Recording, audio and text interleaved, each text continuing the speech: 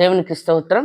ప్రియమైన దేవుని పిల్లలారా, ఈ దినము రక్షణ ఎవరిలో నుండి వచ్చింది, రక్షణ ఎవరిది, రక్షణ ఎవరిలో నుండి వచ్చింది, మొదటి పార్ట్ మనం మరి చెప్పుకొని ఉన్నాం. ఇప్పుడైతే రెండో పార్ట్లో మరి సేవకులు ఏ విధంగా రక్షణ గురించి, దేవుని యొక్క రక్షణ గురించి ప్రకటించారో మనము లేఖనాల ద్వారా తెలుసుకుందాం. ముందుగా చిన్న ప్రార్థన చేసుకుందాం. తలలో ఉంచండి. మహాగణుడా, మహోన్నతుడా, నిత్య నివాసి అయిన మా ప్రియ పరలోకపు తండ్రి, నీ బంగారు పాదములకు స్తుతులు స్తోత్రములు చెల్లించుకుంటున్నాం.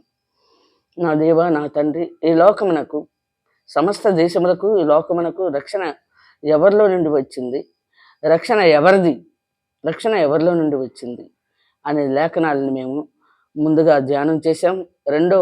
నా తండ్రి రెండోసారి కూడా ప్రవక్తలు ఏ విధంగా మీ రక్షణ గురించి ప్రకటించారో, ప్రవక్తలు నా తండ్రి ద్వారా మాకు చూపించిన రక్షణ బట్టి మీ నామస్తోత్రములు.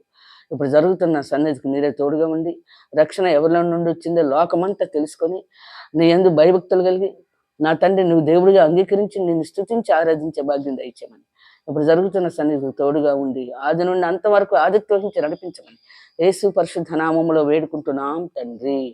ఆమేన్, ఆమేన్. ప్రియమైన దేవుని బిడ్డలారా, మనము ముందుగా రక్షణ ఎవరిది, రక్షణ ఎవరిలో నుండి వచ్చింది అనేది మనం తెలుసుకున్నాం. రక్షణ యెహోవాది. రక్షణ మరి ఎవరిలో నుండి వచ్చిందంటే యేసు ప్రభు మరి సమరస్తులతో మాట్లాడుతా రక్షణ యూదుల్లో నుండి కలిగినది అంటే, యేసు ప్రభు మరి యూదుల్లో పుట్టినవాడు. యేసు ప్రభు ఇజ్రాయేల్ దేశంలో, ఇజ్రాయేలీలో 12 గోత్రాల్లో యూదా గోత్రంలో పుట్టినవాడు యేసు ప్రభు. యేసు ప్రభు ద్వారా మనకు రక్షణ వచ్చింది. ఈ రక్షణ ఎవరిది అంటే యెహోవాది. ఎవరిలో నుండి వస్తుందంటే, మరి యూదులకు దేవుడు యెహోవా, యేసు ప్రభుకు దేవుడు యెహోవా. యూదా గోత్రంలో పుట్టిన యేసు ప్రభు దేవుడు తన కుమారుని యూదా గోత్రంలో పంపించి రక్షకుడుగా మనకు అనుగ్రహించి ఉన్నారు. ఇప్పుడు యాకోబు ఏం పలుకుతున్నాడో మనం చూద్దాం. యాకోబు 12 గోత్రాల వారిని మరి యాకోబు పలుకుతున్న మాటలు ఆది కాండము 49వ అధ్యాయము, మనము 49వ అధ్యాయము 18వ వచనం మనం చదువుకుందాం. ఇక్కడ 12 గోత్రాల వారు ఉన్నారు. 12 గోత్రాల వారిలో మరి దాను, నప్తాలి, గాదు, ఆషేర్లు, జల్పా, బిల్హా పుట్టిన సంతానము యాకోబునకు. అయితే మీరు జల్పా, బిల్హా సంతానం అంటే ముస్లిం సంతతి వారికి పుట్టిన బిడ్డలు, దాసులకు పుట్టిన బిడ్డలు యాకోబుకి. అయితే వారితో మాట్లాడుతున్నాడు చూడండి 18వ వచనంలో, 49, 18వ వచనం. యెహోవా నీ రక్షణ కొరకు కనిపెట్టి ఉన్నాను, బంటుల గుంపు గాదును కొట్టును, అతడు మడిమెను కొట్టును. ఆషేరు నొద్ద శ్రేష్టమైన ఆహారం కలదు, రాజులకు తగిన మధుర పదార్థములను అతడు ఇచ్చును. నప్తాలి విడువబడిన లేడి, అతడు ఇంపైన మాటలు పలుకును. యోసేపు ఫలించడి కొమ్మ, ఊట యొద్ద ఫలించడి కొమ్మ, దాని రెమ్మలు గోడ మీదకి ఎక్కి వ్యాపించును. కనుక ప్రియమైన దేవుని బిడ్డలారా, రక్షణ మరి యెహోవా నీ రక్షణ కొరకు మేము కనిపెట్టి ఉన్నాము అంటే 12 గోత్రాలు వారు మరి ఐగుప్తు దేశమునకు మరి వెళ్ళారు. అయితే ఈ 12 గోత్రాల వారు కనాన్ దేశంలో ఉన్నారు. ముందు కనాన్ దేశంలో ఉన్నప్పుడు యాకోబు చెప్తున్నాడు వారికి, యాకోబు మరి యెహోవా మీ రక్షణ కొరకు కనిపెట్టుచున్నాను, బంటుల గుంపు గాదును కొట్టును, అతడి మడిమెను కొట్టును. ఆషేరు నొద్ద శ్రేష్టమైన ఆహారం కలదు, రాజులకు తగిన మధుర పదార్థంలో అతడు ఇచ్చును. నప్తాలి విడివబడిన లేడి, అతడు ఇంపైన మాటలు పలుకును. కనుక ప్రియమైన దేవుని బిడ్డలారా, దాను, నప్తాలి, గాదు, ఆషేర్లు. మనం 17వ వచనంలో కూడా చదివినట్లయితే, దాను త్రోవలో సర్పముగాను దారిలో కట్లపాముగాను ఉండును, అది గుర్రపు మడిమెలు కరుచును, అందువలన ఎక్కువాడు వెనుకకు పడును, అందువలన ఎక్కువాడు వెనుకకు పడును. యెహోవా నీ రక్షణ కొరకు కనిపెట్టుచున్నాను, బంటుల గుంపు గాదును కొట్టును. అంటే దాను, నప్తాలి, గాదు, ఆషేర్లు వీరు నలుగురు జల్పా బిల్హాకు యాకోబు దాసీలకు పుట్టిన సంతానము.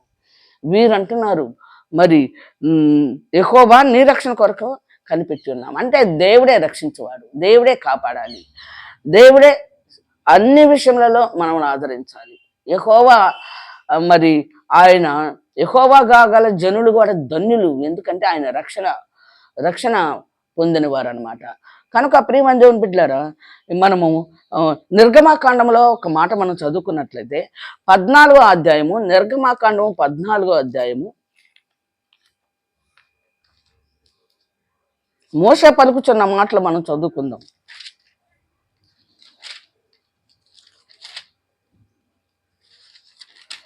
నిర్గమాకాండము 14వ అధ్యాయము 13వ వచనం మనం చదువుకుందాం. అందుకు మోషే భయపడుకుడి, యెహోవా మీకు నేడు కలుగు చేయు రక్షణను మీరు ఊరక నిల్చుండి చూడుడి.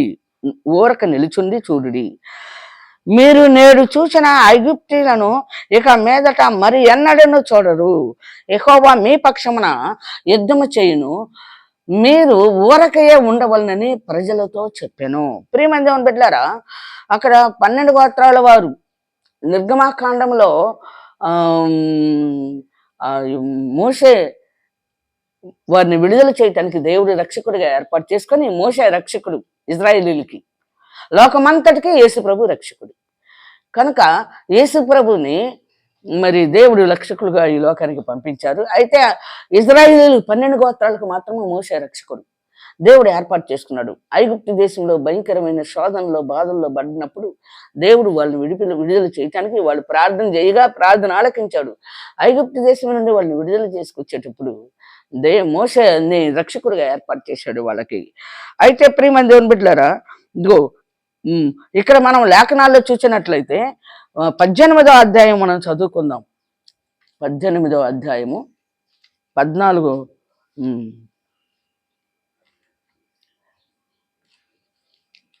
నిర్గమాకాండము 14వ అధ్యాయము 13వ వచనం మనం చదువుదాం.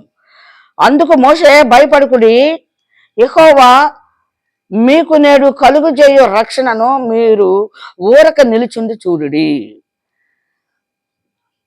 ఎవరి నుండి రక్షిస్తున్నాడు ఇప్పుడు దేవుడు? మీరు నేడు చూసిన ఐగుప్తీలను ఇక మీదట మరి ఎన్నడూ చూడరు. అంటే ఐగుప్తుని తిత్తినీలుగా నాశనం చేస్తాడు దేవుడు. ఆయన రక్షణను మీరు కళ్ళారా చూస్తారు. యెహోవా మీ పక్షమున యుద్ధము చేయును, మీ పక్షమున యెహోవా యుద్ధము చేస్తాడు, మీరు ఊరకయే ఉండవలనని ప్రజలతో చెప్పాను. మీరు ఊరకుండండి, దేవుడు మన పక్షాన వ్యాజ్యమాడతాడు, మీ పక్షాన మిమ్మల్ని రక్షిస్తాడు. ఐగుప్తీల మీద యుద్ధం యెహోవాయే చేస్తాడు. చూసారా? కనుక ప్రియమైన దేవుని బిడ్డలారా, ఈ విధంగా మరి మోషే ద్వారా 12 గోత్రాలు ఇజ్రాయేలీలకి దేవుడు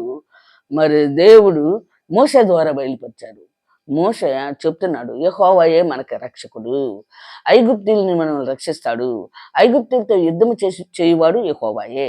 మనం ఊరకే ఉండండి, మీరు ఊరకు ఉండండి, ఆయనే మన పక్షాన యుద్ధము చేస్తాడు, ఆయనే మనకు రక్షకుడు అని చెప్తున్నాడు.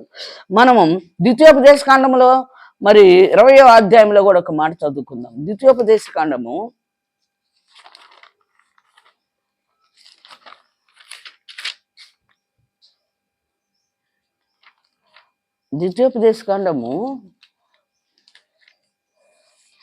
20వ అధ్యాయము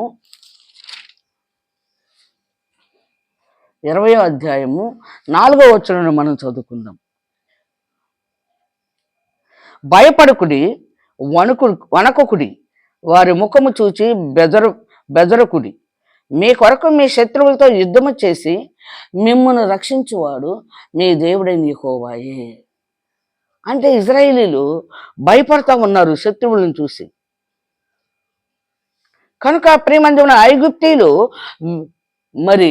ఐగుప్తీలని వాళ్ళు భయంకరంగా ఐగుప్తీలు దాడి చేసి వస్తూ ఉండగా వారిని చూసి భయపడుతున్నారు. అమ్మో, మళ్ళా తిరిగి వస్తున్నారు, వాళ్ళు మళ్ళా మనం వెనక్కి తీసుకెళ్తారు, బానిసలుగా వాడుకుంటారేమో, అమ్మో మనల్ని కొడతారేమోనని ఐగుప్తీయులు వచ్చేటప్పుడు వారు భయపడుతుంటే అప్పుడు మోషే ఏమంటున్నాడంటే, భయపడుకుడి, వణకుకుడి, వారి ముఖము చూచి బెదరుకుడి. మీ కొరకు మీ శత్రువులతో యుద్ధము చేసి మిమ్మను రక్షించువాడు మీ దేవుడైన యెహోవాయే. చూసారా, మిమ్మల్ని రక్షించేవాడు మీ దేవుడైన యెహోవాయే. ఎవరికి భయపడాల్సిన పని లేదు, మీరు ఊరకే ఉండండి. మన పక్షాన యెహోవా యుద్ధము చేసి మనకు రక్షణను కలుగు చేయువాడని లేఖనాల్లో మనకి తెలియపరుస్తూ ఉన్నారు. కనుక ప్రియమైన దేవుని బిడ్డలారా, ద్వితీయోపదేశకాండము 11వ అధ్యాయంలో కూడా ఒక మాట చదువుకున్నాం మనం. ద్వితీయోపదేశకాండము 33వ అధ్యాయము.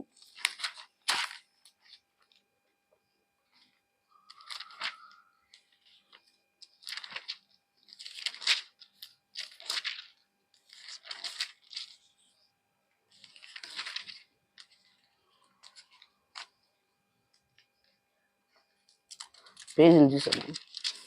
ద్వితీయోపదేశకాండము 33వ అధ్యాయము 29వ వచనం మనం చదువుకుందాం. 29.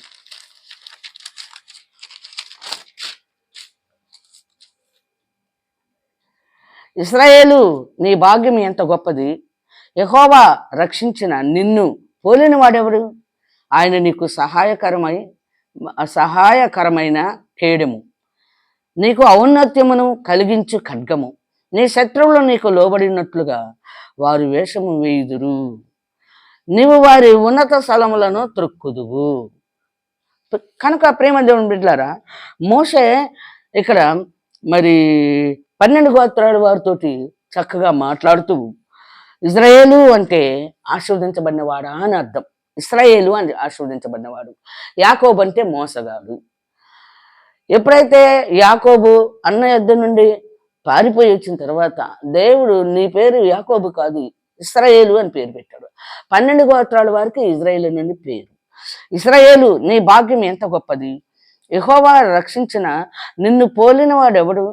ఆయన నీకు సహాయకరమైన కేడెము, నీకు ఔన్నత్యమును కలిగించు ఖడ్గము. నీ శత్రువులు నీకు లోబడినట్లుగా వారు వేషము వేయుదురు. చూసారా?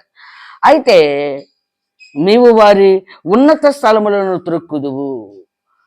కనుక వాళ్ళు ఉన్నత స్థలములను నువ్వు త్రొక్కుతావు. 12 గోత్రాల వారికి దేవుడు యెహోవా. వారు యుద్ధము వారు కాదు చేసేది, యెహోవాయే వారి పక్షాన యుద్ధము చేస్తాడు. ఇప్పుడు జరుగుతున్న యుద్ధము కూడా యెహోవాయే చేస్తుంది. కనుక వారికి బలాన్ని, మరి జ్ఞానాన్ని, మరి ధైర్యాన్ని ఇచ్చి మీరు నిలబడండి, నేను యెహోవాని, నేను మీ పక్షాన, మీ దేవుడు నేనే, మీ పక్షాన నేను యుద్ధము చేస్తానంటాడు ఇశ్రాయేలీలతోటి. ఎందుకంటే ఇశ్రాయేలీల్ని దేవుడు ఏర్పాటు చేసుకున్నాడు. ఆయన ప్రజలుగా లోక రక్షకుడిని ఇశ్రాయేలీలకి రక్షకుడు ఏమో మోషే, లోకానికి, సమస్త దేశాలకి, సర్వలోక నివాసులకి, ప్రపంచాన్ని రక్షించడానికి యేసు ప్రభు రక్షకుడిగా వచ్చాడు. ఇప్పుడు యేసు ప్రభు ఏం చెప్తున్నాడో ఒక మాట మనం చదువుకుందాం. యోహాను సువార్త 3వ అధ్యాయము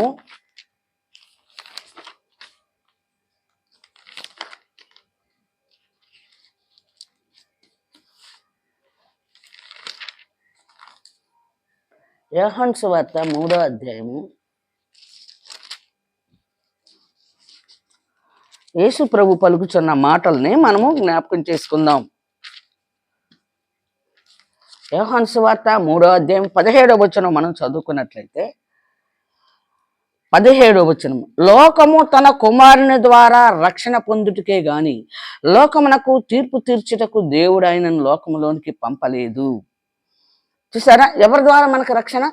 దేవుడైన యెహోవా. ఇంకా 16వ వచనం కూడా మనం చదువుకున్నట్లయితే, దేవుడు లోకమును ఎంతో ప్రేమించెను, సమస్త దేశాలని, సర్వలోక నివాసుల్ని, ప్రపంచం అంతటిని దేవుడు ప్రేమించాడు గనక ఆయనే సృష్టించింది మొత్తాన్ని. నోవాహు నీతిమంతుడైన నోవాహు దేవుని సేవకుడు, నీతిమంతుడు. నోవాహును ఏర్పాటు చేసుకున్నాడు. నోవాహు కుమారులు 3, షేము, హాము, యాపేతులు. వారే ఇశ్రాయేలీలు, ఐగుప్తీలు, అశూరీలు. వారే హిందువులు, ముస్లింలు, క్రైస్తవులు. ఈ 3 ఏర్పాటు చేసింది, 3 పుట్టించింది దేవుడే. కనుక ఆయన హస్తకృత్యములైన మనము ఆయననే సేవించాలి, కానీ మరి దేనికి మన సాగిలు పడకూడదు, నమస్కారము చేయకూడదు. కనుక ఇక్కడ మనం లేఖనాలు చూసినట్లయితే 17వ వచనంలో 16వ వచనం చూద్దాం. యోహాను సువార్త 3:16 దేవుడు లోకమును ఎంతో ప్రేమించును, కాగా ఆయన తన అద్వితీయ కుమారునిగా పుట్టిన వాని యందు విశ్వాసముంచు ప్రతివాడును నశింపక నిత్య జీవం పొందునట్లు ఆయనను అనుగ్రహించను. లోకము తన కుమారుని ద్వారా రక్షణ పొందుడికే గాని లోకమునకు తీర్పు తీర్చుటకు దేవుడు ఆయనను లోకములోనికి పంపలేదు. పంపింది ఎవరు? యేసుని. దేవుడే కదా రక్షకుడు పంపించింది. దావీదు పట్టణమందు నేడు రక్షకుడు మీ కొరకు పుట్టి అన్నాడు. రక్షకుడు ఎవరంటే దేవుని యొక్క రక్షణ నుంచి యేసు ప్రభుని మరి రక్షకుడుగా ఈ లోకానికి పంపించాడు. నా నిమిత్తము నా పక్షాన నువ్వు వెళ్ళు, నువ్వు మధ్యవర్తివి, నా పిల్లలకి నాకు ప్రపంచంలో ఉన్న సర్వలోక నివాసులందరికీ నాకు మధ్యవర్తి నువ్వే నా కుమారుడా, నువ్వు వెళ్ళి వాళ్ళని రక్షించు. వాళ్ళ ఇష్టమైన త్రోవలు ఏర్పాటు చేసుకొని ఇష్టమైన వాటికి సాగిలిపడి నమస్కారాలు చేస్తూ వారి ఇష్టమైన వాటికి పూజలు చేస్తున్నారు. వారి ఇష్టమైన కార్యాలు ఏర్పాటు చేసుకొని వారి భూమి మీద చెడిపోయి ఉన్నారు. అపవాది ఉండుట చేత మాటి మాటికి వారిని చెడగొడుతూ ఆ భయంకరమైన ఆ గడసర్పము ప్రపంచాన్ని నాశనం చేసింది. కనుక కిందకి నెట్టివేయబడిన పరలోకంలో ఉండి యుద్ధము చేసి గెలవలేక ఓడిపోయిన ఆ గడసర్పము దాని సైన్యము కూడా కిందకి నెట్టివేయబడ్డారు కొన్ని కోట్ల మంది. వాళ్ళందరూ కూడా నా పిల్లలందరినీ చెడగొట్టి పాడు చేశారు. కనుక నా కుమారుడా, నువ్వే లోకరక్షకుడివి, నువ్వే దావీదు. ఈ దావీదు నాకు ఇష్టానుసారమైన మనుషుడు, దావీదు నన్ను హృదయానుసారుడు, నా ఇష్టానుసారమైన మనుషుడు. కనుక అతడు నా ఇష్టం మరి నా ఉద్దేశంలో నెరవేర్చిన వాడు. కనుక దావీదు గోత్రంలోనే యోధా గోత్రము దావీదు వంశంలో రక్షకుడు నేను పంపిస్తున్నాను. కనుక నువ్వు రక్షకుడివి, వాళ్ళకి లోకానికి రక్షకుడివి, అన్ని జనులకు రక్షకుడివి, అందరూ నీ యొద్దకు రావాల్సిందే అని దేవుడైన యెహోవా ఆయన కుమారుడైన క్రీస్తుని రక్షకుడిగా పంపించాడు. కానీ తీర్పు తీర్చడానికి ఆయన రాలేదు. ఆయన తీర్పు యెహోవాది. తీర్పు తీర్చేవాడు ఒకడే కలడు. నేను తీర్పు తీర్చడానికి రాలేదని యేసు ప్రభు కూడా చెప్తాడు. నేను రక్షించుటకే వచ్చాను అంటున్నాడు. మరి ఒక లేఖన భాగం మనం చదువుకున్నట్లయితే ప్రియమైన దేవుని బిడ్డలారా, అపోస్తుల కార్యములు 5వ అధ్యాయంలో శిష్యులు పలుకుచున్న మాటలు చూడండి. అపోస్తుల కార్యములు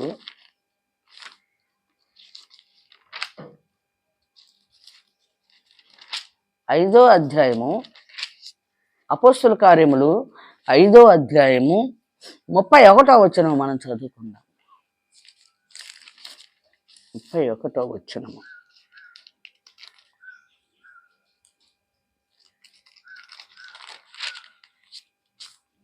చూడండి. ఇశ్రాయేలునకు మారు మనస్సును పాప క్షమాపణను దయచేయుటకై దేవుడు ఆయనను అధిపతినిగాను రక్షకునిగాను తన దక్షిణ హస్త బలము చేత హెచ్చించి ఉన్నాడు. మేమును దేవుడు తనకు విధేయులైన వారికి అనుగ్రహించిన పరిశుద్ధాత్మయు ఈ సంగతులకు సాక్షులమై ఉన్నామని చెప్పిరి. కనుక ఈ చెప్పుతున్న ఇది ఎవరంటే ప్రియమైన దేవుని పిల్లలారా, పేతురు యోహానులు మరి శృంగారమైన దేవాలయంకు పోయినప్పుడు ఆ మాటలు మాట్లాడుతూ ఉన్నారు. శృంగారమైన దేవాలయంలో ఇశ్రాయేలునకు మారు మనసును పాప క్షమాపణను దయచేయుటకై దేవుడు ఆయనను అధిపతినిగాను అంటే యేసుని, దేవుడు ఆయనను అంటే యేసుని, దేవుడు అంటే యెహోవా దేవుడు దేవుని కుమారుడైన మరి యేసుని పాప క్షమాపణను దయచేయుటకై దేవుడు ఆయనను అధిపతిని గాను రక్షకుని గాను తన దక్షిణహస్త బలము చేత హెచ్చించి ఉన్నాడు. కనుక ప్రియమైన దేవుడున్నాడు, దేవుని కుమారుడు ఉన్నాడు. తండ్రి కుమారులు ఇద్దరిని ఉదాహరించి చెప్తారు ఇక్కడ. మనము బోధించేటప్పుడు తండ్రిని కుమారుని ఇద్దరిని కూడా మనము చక్కగా ముందు తండ్రిని బయలుపరచాలి, తర్వాత కుమారుని తీసుకురావాలి. తండ్రిని ఘనపరచాలి, మనము తండ్రిని మహిమపరచాలి, కుమారుడు చూపించిన మార్గాల్లోకి మనం నడుచుకోవాలి. తండ్రిని ప్రక్కన నెట్టేసి కుమారుడు దగ్గరికి మనం రాకూడదు. ఇక్కడ చూడండి, శిష్యులు కూడా ఎంత చక్కగా మనకి తెలియపరిచారు. ఇశ్రాయేలీయులకు మారు మనసును పాప క్షమాపణ దయచేటుకై దేవుడు ఆయనను అధిపతిని గాను రక్షకుని గాను తన దక్షిణ హస్త బలము చేత హెచ్చించి ఉన్నాడు. కనుక రక్షకుడుగా దేవుడు ఇశ్రాయేలుని కాపాడటకు అయితే అన్ని జనులను కూడా ప్రవాహం వలె యెహోవా మందిరంకి వస్తాడు. అన్ని జనులు ప్రవాహం వల్లే యెహోవా మందిరానికి వస్తారు. ఆయన యొక్క త్రోవలన్నీ, ఆయన ఉద్దేశం అంతా మనకు మధ్యవర్తి యేసు ప్రభు మనకి అంతా బోధిస్తాడు. ఆయన మార్గాలన్నీ చూపిస్తాడు. ఆయన గురించి మనకు ప్రకటిస్తాడు అని మరి యెషయా గ్రంథము, ప్రియమైన దేవుని బిడ్డలారా, యెషయా గ్రంథము 2వ అధ్యాయంలో వ్రాయబడి ఉంటది. అన్య జనులు ప్రవాహము వలె యేసుక్రీస్తు దగ్గరికి, మధ్యవర్తిగా ఉన్న యేసుక్రీస్తు దగ్గరికి వస్తారంట. అప్పుడు యెహోవాను గురించి ప్రకటించాలి, యెహోవా మార్గములన్నీ చూపించాలి, యెహోవా దేవుడని తెలియపరిచి ఆయన మాటలు, ఆయన మార్గములన్నీ, ఆయన త్రోవలన్నీ మనకు చూపిస్తాడంట యేసు ప్రభు. అందుకే యేసు ప్రభు బాల్యం నుండి సృష్టికర్తను స్మరణకు తెచ్చుకొని చనిపోయే వరకు పస్కా పండుగను ఆచరించడానికి దేవుని ఆలయానికి వెళ్ళాడు. అక్కడ 12 మంది శిష్యులను తీసుకెళ్ళి, అక్కడ ఇక నా టైం వచ్చేసింది, నా గడియ వచ్చేసింది, నేను నా తండ్రి యొద్దకు వెళ్ళే సమయం వచ్చింది కనుక ఇప్పుడు మనకి బలను సిద్ధపరచుకుందాం, నా శరీరం నా రక్తం తిని త్రాగుబడి నిత్య జీవనకు వారసుడని చెప్పి అక్కడ ప్రభరాత్రి భోజనం ఇచ్చాడు. కనుక ప్రియమైన దేవుని బిడ్డలారా, లోక రక్షకుడైన యేసు ప్రభు రక్షణ, యెహోవా ఆ రక్షణను తీసుకొని మన దేవుడు ఆ రక్షణ ఇచ్చి తన కుమారుని లోకానికి పంపించాడు.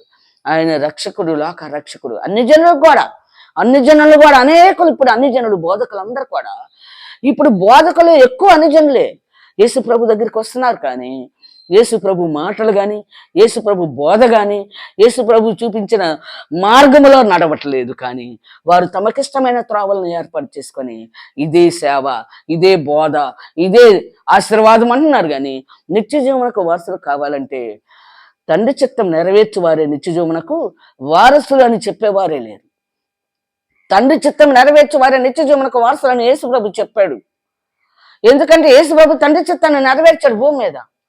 అందుకనే మనకి రక్షణ యేసు, దేవుడు ఆయన రక్షణను యేసుకిచ్చి పంపించాడు. యేసు రక్షకుడు, దేవుని కుమారుడైన యేసు రక్షకుడు, లోక రక్షకుడు, ప్రపంచానికి రక్షకుడు.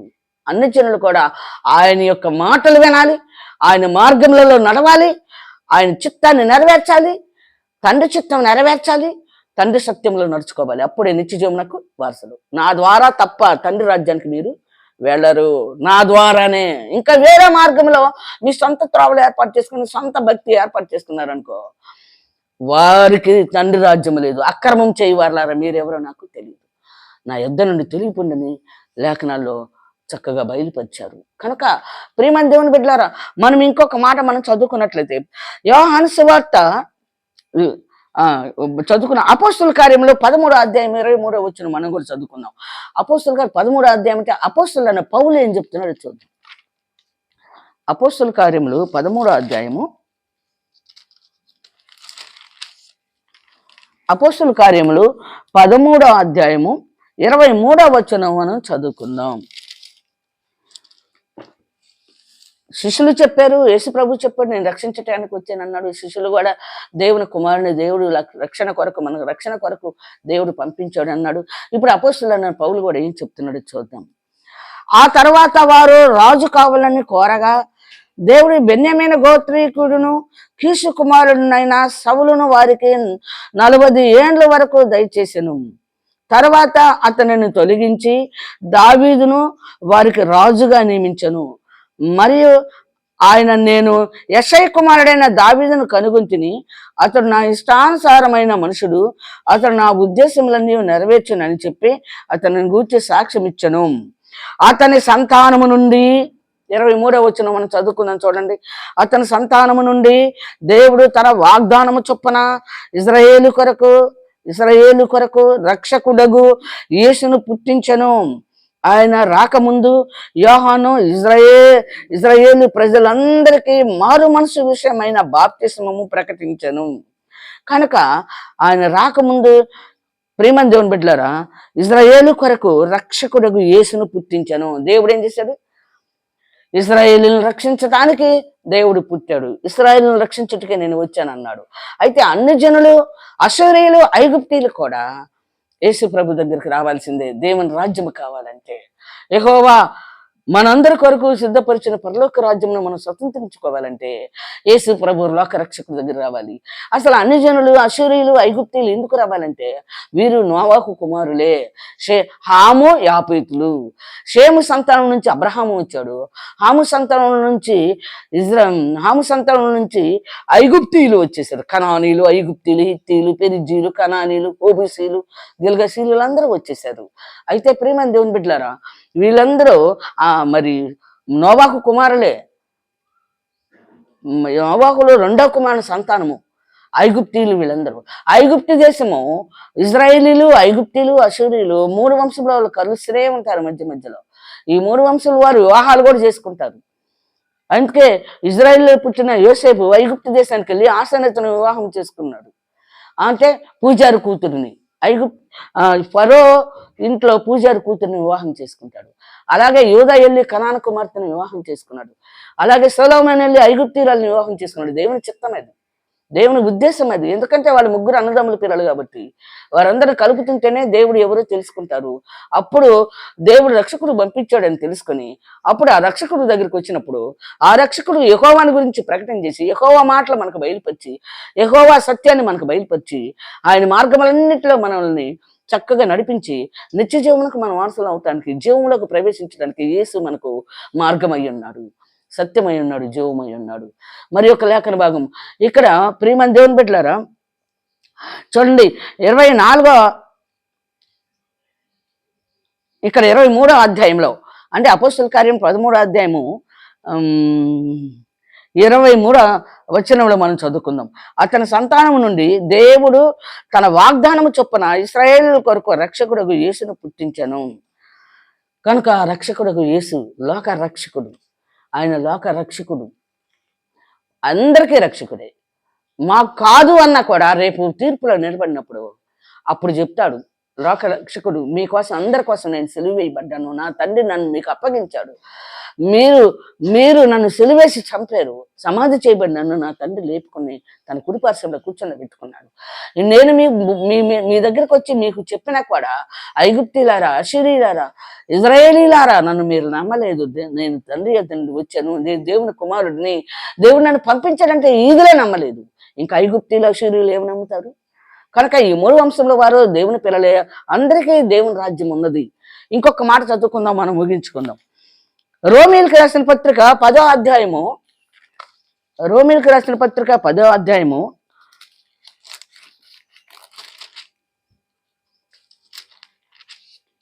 9వ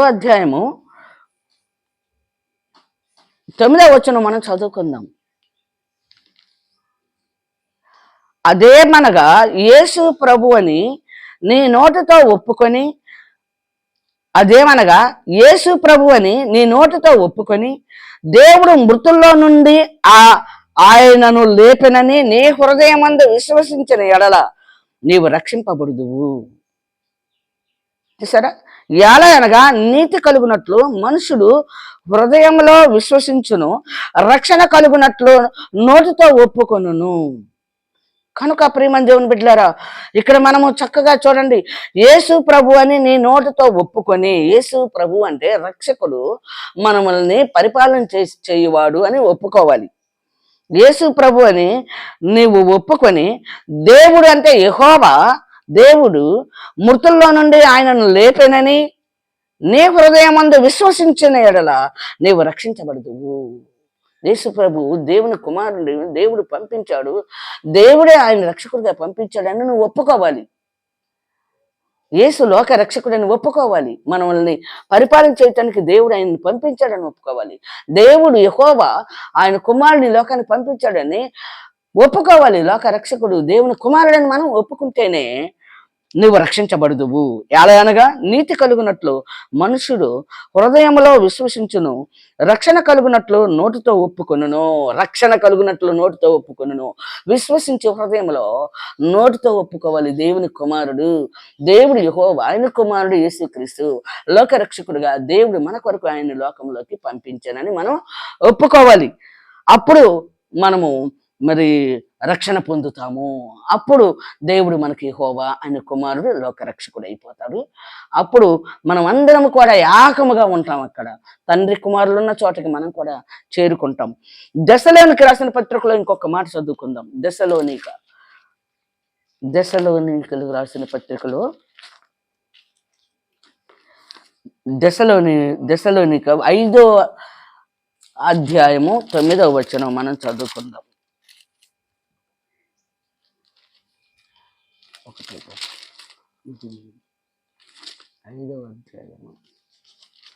5వ అధ్యాయము 9వ వచనం. ఎందుకనగా మన ప్రభు అయిన యేసుక్రీస్తు ద్వారా రక్షణ పొందుటకే దేవుడు మనలను నియమించిన గాని ఉగ్రత పాలొగుటకు నియమింపలేదు. చూడండి, ఇక్కడ ఇద్దరిని పలుకుతున్నారుగా, దేవుడు కుమారుడు. ఇక్కడ చూడండి, మళ్ళా చదువుతాను చూడండి. ఎందుకనగా మన ప్రభు అయిన యేసుక్రీస్తు ద్వారా రక్షణ పొందుటకే దేవుడు మనలను నియమించెను గాని ఉగ్రత పాలొగుటకు నియమింపలేదు. దేవుడు మనల్ని పుట్టించింది ఎందుకంటే మనం నశించి నరకానికి బట్టను సిద్ధంగా ఉన్నామని. లోకరక్షకుడైన దేవుని కుమారుడైన యేసు ప్రభుని లోకానికి పంపించాడు. దేవుడికి ఎంత ప్రేమ ఉందో చూడండి. దేవుడు లోకంని ఎంతో ప్రేమించను, అందుకే తన కుమారుని లోకరక్షకుడిగా ఈ లోకానికి పంపించాడు. లోకరక్షకుడి ద్వారా మనకు రక్షణ వచ్చేసింది. ఇక్కడ మరి చూడండి, మనం ఇంకొక మాట చదువు. మనము ఉగ్రత పాలొగుటకు నియమింపలేదు దేవుడు. మనము మేలుకొని ఉన్నను నిద్రపోవచ్చున్నను తనతో కూడా జీవించే నిమిత్తము ఆయన మన కొరకు మృతి పొందెను. మనం నిద్రపోయినా మేలుకొన్నా మనతో కూడా జీవించు నిమిత్తము ఆయన మన కొరకు మృతి పొందెను. యేసు మన కొరకు మృతి పొందాడు. దేవుడు తన కుమారుని, సొంత కుమారుని మనందరిని ప్రేమించాడు గనక దేవుడు తన సొంత కుమారుని, పరిశుద్ధుడిని, అద్వితీయ కుమారుని ఈ లోకానికి పంపించి మన కొరకు ప్రాణము పెట్టించాడు. మరలా తిరిగి లేపుకొని తన కుమారుని తన కుడిపార్శ్వంలో కూర్చుండబెట్టుకున్నాడు. మరి కనుక ప్రేమ హెబ్రీయులకు రాసిన పత్రికలో కూడా ఇంకొక మాట చదువుకొని మనం ముగించుకుందాం. హెబ్రీయులు అపోస్తలుడైన పౌలు పలుకుచున్న మాటలు ఇవి.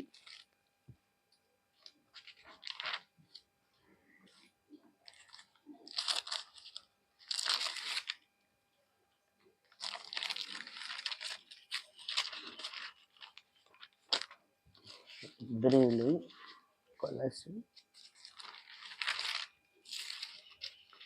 లాస్ట్కు రావాలి. హెబ్రీయులకు రాసిన పత్రిక 5వ అధ్యాయం 7వ వచనం మనం చదువుకుందాం. 5వ అధ్యాయం 7వ వచనము. శరీరధారి అయి ఉన్న దినములలో మహారోదనముతోనూ కన్నీళ్లతోనూ తన్ను మరణం నుండి రక్షింపగల వానికి ప్రార్థనలను యాచనలను సమర్పించి భయభక్తులు కలిగి ఉన్నందున ఆయన అంగీకరింపబడెను. ఆయన కుమారుడయుండి తాను పొందిన శ్రమల వలన విధేయతను నేర్చుకొనెను. మరియు ఆయన సంపూర్ణ సిద్ధి పొందినవాడై మెల్కీసెదెకు యొక్క క్రమములో చేరిన ప్రధాన యాజకుడని దేవుని చేత పిలువబడి తనకు విధేయులైన వారందరికీ నిత్య రక్షణకు కారణమాయను. కనుక ప్రియమైన దేవుని బిడ్డలారా, ఇక్కడ ఎంత చక్కగా మన కొరకు చెప్తున్నాడు చూడండి. ఆయన కుమారుడయుండి తాను పొందిన శ్రమల వలన విధేయతను నేర్చుకొనెను. చూసారా? మరియు ఆయన సంపూర్ణ సిద్ధి పొందినవాడై మెల్కీసెదెకు యొక్క క్రమములో చేరిన ప్రధాన యాజకుడని దేవుని చేత పిలువబడెను. యేసు ప్రభు ప్రధాన యాజకుడని దేవుని చేత పిలువబడెను. నిజం తెలుసుకోవాలి. మన ఇష్టం వచ్చినట్టుగా దేవుడిని, యేసు ప్రభు దేవుడు అని ఆయన ఆరాధించి, ఆయన స్తుతించి, ఆయనకు పాటలు రాసుకొని, ఆయన మన ఇష్టం వచ్చినట్టుగా పాటలు పాడుకొని, ఆయనను మనం ధ్యానం చేసి ఆయనను గురించి బోధిస్తే అక్కడ అక్రమం చేయవారులారా మీరెవరో నాకు తెలియదు, నా యొద్ద తొలిపోయింది అంటాడు. కనుక ప్రియమైన దేవుని బిడ్డలారా, ఇక్కడ చూడండి, దేవుని చేత పిలువబడ్డాడు. ఏమని? ప్రధాన యాజకులని దేవుని చేత పిలువబడి తనకు విధేయులైన వారందరికీ నిత్య రక్షణకు కారకుడాయను. కనుక దేవుడైన యెహోవా తన ఏర్పాట్లో ఉన్న బిడ్డలందరూ, ఆత్మ సంబంధమైన బిడ్డలందరి కొరకు, భూమి మీద శరీర సంబంధాలు ఉండారు, ఆత్మ సంబంధాలు ఉండారు. శరీర సంబంధాలు వారు తమకిష్టమైన త్రోవలను ఏర్పాటు చేసి యేసు ప్రభువే దేవుడు, యేసు ప్రభుతోనే కాలక్షేపాలు చేస్తున్నారు. కానీ దేవుడు తన కుమారుని పంపించాడు. దేవుని కుమారుడు యేసు ప్రభు, లోక రక్షకుడు యేసు ప్రభు అని ఎవరైతే ఒప్పుకుంటారో వారే ఆత్మ సంబంధులు, వారే దేవుని సంబంధులు, వారే నిత్య జీవమునకు వారసులవుతారు. కనుక రక్షణ యెహోవా, రక్షణ యెహోవాలో నుండి వచ్చింది. రక్షకుడి ద్వారా మనం నిత్య జీవమునకు, యెహోవా రాజ్యమునకు వారసులవటానికి రక్షకుడి ద్వారా దేవుడు మన కొరకు సిద్ధపరిచిన లేఖన భాగములు ఇవన్నీ కూడా. ఆత్మ సంబంధులు ఉన్నారు బైబిల్ గ్రంథంలో, శరీర సంబంధులు ఉన్నారు. ఈ భూమి మీద ఆత్మ సంబంధులు ఉన్నారు, శరీర సంబంధులు ఉన్నారు. క్రైస్తవుల్లో ఉన్నారు, మూడు వంశంలో వారు శరీర సంబంధులు, ఆత్మ సంబంధులు, అపవాద సంబంధులు. కనుక మనం అపవాద సంబంధులుగా, శరీర సంబంధాలుగా ఉండకూడదు. ఆత్మ సంబంధుల వలె ఇప్పుడు మనకి చక్కగా లేఖనాలని మనకు బయలుపరిచిన ఈ ప్రవక్తలందరినీ మనం జ్ఞాపకం చేసుకొని లోకరక్షకుడైన యేసు ప్రభువుని మనము సేవించటం అంటే ఆయన చెప్పిన మాటలు మనం సేవించాలి. అంతేగాని పూజించటము, ఆయన దేవుడికి పెట్టడం, విగ్రహాలు పెట్టడం, ఆయన్ని ఆరాధించడం కాదు చెప్పేది. సేవించటం అంటే ఆయన మాటలు మనం సేవించాలి. అది సేవించుడు. నా మాటలను సేవించి వాటి ప్రకారం నడుచువాడే నిత్య జీవమునకు వారసుడు. నా ద్వారా తప్ప తండ్రి రాజ్యానికి ఎవరు చేరడు. తండ్రి చిత్తం నెరవేర్చి వాడే నిత్య జీవమునకు వారసుడు. కనుక మనమందరం కూడా రక్షణ దేవుడిలో నుంచి, యెహోవాలో నుండి వచ్చింది. రక్షణ యూదుల్లో నుండి వచ్చింది. యేసు ప్రభు లోకరక్షకుడిగా వచ్చి రక్షణ మనందరికి రక్షకుడిగా వచ్చి మనమందరం రక్షించి తండ్రి చిత్తాన్ని నెరవేర్చి తండ్రి మార్గాలని చూపించి తండ్రి రాజ్యములకు వారసులగినట్లుగా యేసు ప్రభు మనకు లోకరక్షకుడై ఉన్నాడు. రక్షణ యెహోవాది. సిద్ధపడి అనేక మందిని సిద్ధపరచుకుందాం. దేవుడు తన వాక్యము దీవించునుగాక. ఆమేన్, ఆమేన్.